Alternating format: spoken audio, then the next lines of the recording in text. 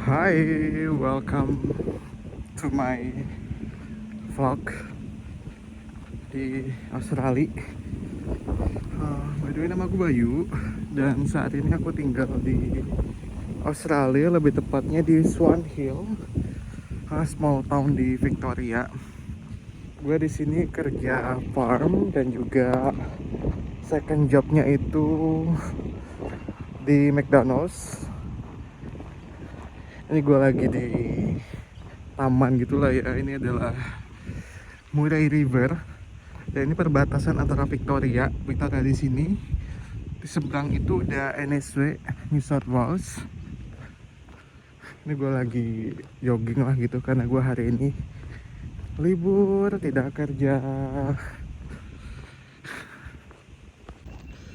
Dan vlog kali ini tuh gue mau cerita tentang apa ya, lagi lah susahnya kerja di Australia ya, cari kerja juga. Dan juga scam di Australia itu, apalagi kerjaan tuh ngeri sih, ngeri banget. Nanti kita cerita ya. Ini gue masih mau jalan dulu, terus cari tempat duduk. Nanti kita cerita. Yuk kita cerita.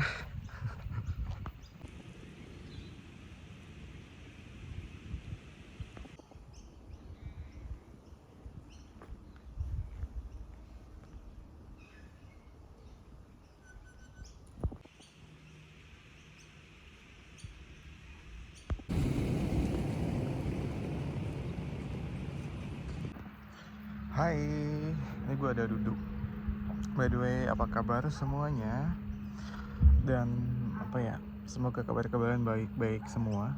Karena katanya di Indo lagi panasnya tuh panas-panas banget, sama di sini juga panas banget. Kayak spring mau ke summer itu bener-bener quite different sih dari pas winter kemarin. Tapi anehnya tuh di sini kalau pagi dan malam itu dingin banget sampai 9-10 derajat.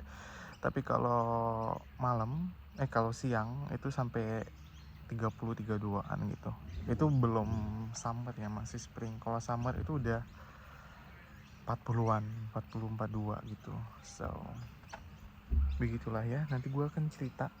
Di episode ini gue mau cerita tentang scamnya di sini sih. Apalagi scam kerja itu kayak parah banget di sini. Scam kerja di Australia itu ada temen gue yang datang tapi nggak dapat kerja. Salah satunya gue sih ya. Gue nggak tahu itu disebut scam atau enggak, tapi I think that's a scam. Soalnya gue datang tuh gak ada kerja.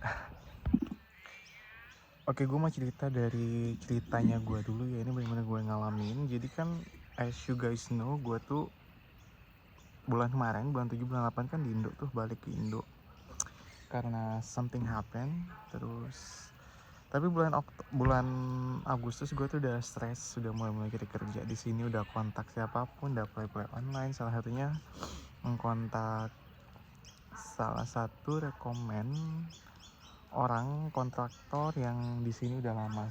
Terus gue kontak, gue nanya ada kerja atau enggak, kayak kerja di farm gitu kan. Katanya ada gitu kan, ada. And then gue disuruh datang lokasinya di South Australia lah, pokoknya di Adelaide sana. Sebelumnya gue nanya sih buat yakinin ke gue juga kan, kayak okay, this is good, this is fine, this is legit gitu kan. Gue nanya kayak formnya form apa dan juga bayarannya gimana, itu nggak dibales, nggak dijawab sama sekali. Tapi gue tetap mikir positif aja gitu kan, soalnya dia ngasih alamat dan gue cek, oh emang di sana sih banyak farm gitu kan. Tapi gue ada feeling mengarah ke satu farm lah gitu kan, ke satu buah gitu. Dan ya terus gue tetap mikir positif aja nih. Gue datang ke sana itu langsung all the way from Melbourne. Pokoknya gue arrive dari Jakarta Melbourne itu gue langsung naik bus ke sana lah pokoknya ya. Pas nyampe sana ya bener kayak dugaan gue kan, itu buahnya itu udah end of season dan juga dibayarnya itu bukan per hour tapi per bin gitu kan. Bayangin loh, end of seasonnya buah itu terus dibayar per bin. Banyak-banyak nggak ada kerja, kayak seminggu itu kerja tuh sehari atau 2 kali, itu kata yang ada anak-anak Indo yang kerja di sana gitu kan, mereka udah 1 bulanan. Tapi to be honest di sana tuh apa ya namanya, to be honest si kontraktor atau mandirnya itu baik sih, sebenarnya baik. Tapi yang gue sayangkan tuh kenapa dia nggak jujur dari awal gitu, kayak buah apa nggak ngasih tahu gitu, buah apa, terus bayarannya gimana gitu. Tapi pas nyampe sana tuh gue dikasih tempat tinggal sangat layak sih, tapi tetap harus bayar, tapi dengan kerja yang cuman seminggu sehari atau 2 kali dengan bayaran yang per bin. Sehari itu paling cuma dapat 1 bin lah ya. 1 bin itu dibayar kayak cuma 75, depends on buahnya ya, 75 sampai 100. Tapi 1 bin tuh gede, kayak satu orang tuh cuma bisa sehari ngabisin 1 bin dari pagi sampai sore gitu. Apalagi gua yang nggak ada pengalaman sama sekali picking buah itu gitu aja. Jadi kayak I know it's gonna be trouble untuk gua dan juga untuk mendapatkan uang, karena gue juga mencari 88 days kan ya, eligible untuk perpanjang visa. Jadi gue harus kerja yang bisa eligible juga, tapi nggak kayak gitu juga gitu kan.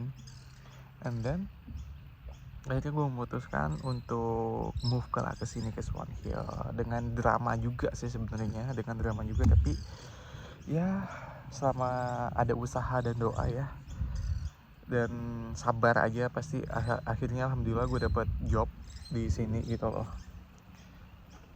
Dan I don't wanna talk about it sekarang ya, tentang drama trouble di sini, nanti dah kata gue ya. Dan balik ke cerita scamnya, itu scamnya temen gue sih ya. Dia itu pasti Melbourne sih, teman waktu di hostel. Dia tuh orang Korea, sama dia juga nyari 88 days ketika winter sih salahnya ya. Ketika winter kan jarang banget tuh buah-buah ya, kayak spesifik buah banget yang pas winter, memang jarang banget. Jadi ke Mildura, di Mildura itu ya perbatasan NSW, South Australia sama Victoria, pokoknya di ujung utaranya Victoria lah gitu kan. Pas nyampe sana dia tuh udah ditagih rent, udah ditagih akomodasi bayar sewa, kok nggak salah 150 atau 160 deh cerita itu. Tapi udah nunggu 1 minggu tuh nggak ada kerja, tapi udah disuruh bayar rent. Ada minggu selanjutnya tuh ada kerja 2 hari, oh nggak salah dia cerita 2 harian, dan itu bayar rent juga kan, karena rent di sini banyak per minggu. Terus 2 hari kerja itu nggak dibayar, nggak digaji. Akhirnya dia memutuskan untuk cabut, balik lagi ke Melbourne, Uber. Ya, by the way kalau mau Uber ya, saran gue tuh jangan e-bike, soalnya e-bike itu kan pakai baterai sehari itu 7-8 jam, dan itu akan mengurangi performa kita. Dan Uber tuh akan ngasih kita tuh orderan dikit. Kalau kita pakai motor itu orderannya lebih banyak dan lebih menghasilkan duit gitu loh. Itu tips, soalnya temen gue ngelakuin dua-duanya itu. And then scam yang terakhir, dikit aja sih ya cerita kali ini. Scam yang terakhir tuh dari temen gue juga yang ketemu nih di Swan Hill. Karena gue tuh random banget suka nanya, kayak ketemu orang di jalan, kayak muka Indo apalagi pakai hijab, gue langsung kayak, lu orang Indo ya gitu kan. Dan ya udah, akhirnya cerita ngobrol di rumah dia. Mereka juga pernah kena scam di Mildura juga, 5 minggu nggak digaji. 5 minggu nggak digaji sampai mereka tuh tagih, bener-bener tagih. Dan duitnya dapet sih, tapi ya itu harus nunggu emosi, harus nunggu drama segala macem. Bayangin lo 5 minggu nggak digaji, sedangkan rent tetap bayar, groceries kita tetap harus makan gitu loh. Kayak lu seminggu bisa dapat 800.000, itu 5 minggu nggak dibayar loh. Kayak ngeri banget sih scam di sini, apalagi kayak scam online gitu ya, yang mengatasnamakan ATO tuh sering banget. Gue tuh hampir kemarin terkena scam juga, tapi kayak untungnya gue nggak aware lah gitu, kayak mencurigakan lah gitu kan. Jadi di Australia tuh nggak semuanya tuh aman gitu loh. By the way, yang melakukan scam itu ya, scam kerjaan, gue itu mostly orang-orang Asia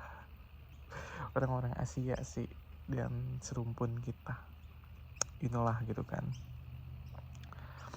Ya namanya juga kerja kan ya, pasti nggak semuanya mulus.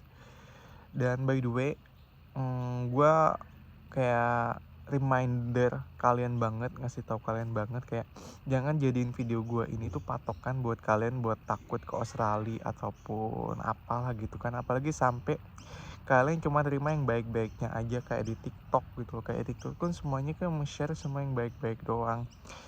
Yang sedihnya lagi tuh ini ya, teman gue nih baru ketemu lah di sini ya kemarin pas sholat Jumat itu.